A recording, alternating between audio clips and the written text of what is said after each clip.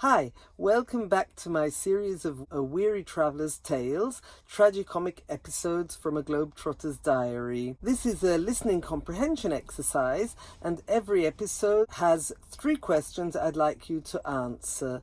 So listen carefully and then answer the questions, which you'll find in the comments below and also at the end of the video. This is Susan Broder from Speak Languages and Travel the World, here to help you improve your English with minimum effort and maximum benefit. This episode is about my health.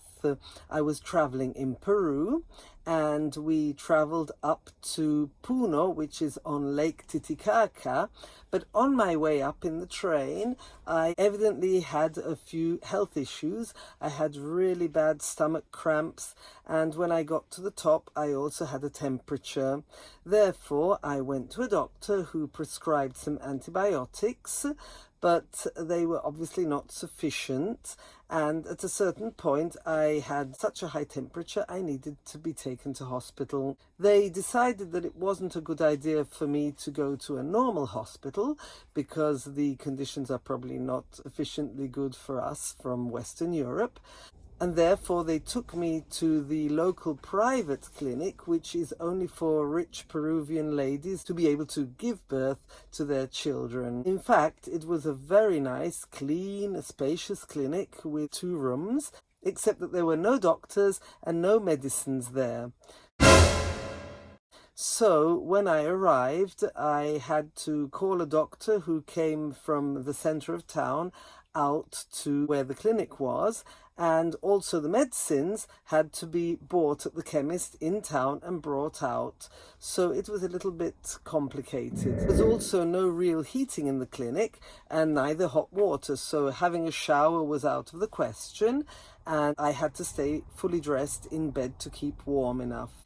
The tragicomic thing was that the nurse was not equipped, not even with an alarm clock, so she asked me if I could wake her up at 5:30 in the morning so that she could give me an injection. And this was really anomalous for me. Luckily I had my alarm clock, so I managed to give her a ring on the intercom and call her up for my daily injection. I also had a drip, and the drip was hanging in a bottle, but the bottle wasn't room temperature, or it was room temperature. It was 4 degrees, which is no good if it has to go into your veins. Therefore they had to put a hot water bottle next to it to keep it warm, to make it a warmer temperature, warm enough for me to be able to have dripped into my veins. Moreover, the doctor came regularly and prescribed medicines that had to be bought regularly in town, but we also needed to buy 3 thermometers because the nurse had no thermometer available. Luckily I had my own personal thermometer, which she managed to break. She then managed to break the subsequent 2 I bought because she was just hitting it so hard that she would accidentally hit the table and break the thermometer. The last complication we had was that I had at the time put all the traveller's checks, which one used in those days, we're speaking about 1985, in my name, and so we didn't have much cash, so it was a problem to buy the medicines. I couldn't go to the bank to change the traveller's checks, which were in my name, as I was in hospital.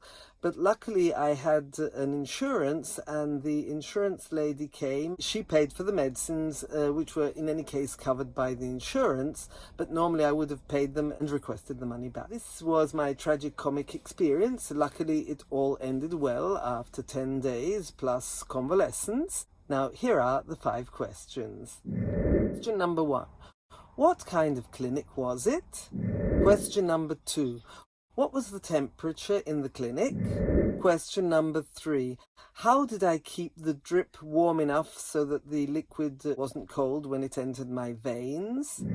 Question number 4. What did the nurse ask me to do at 5:30 a.m? And question number 5.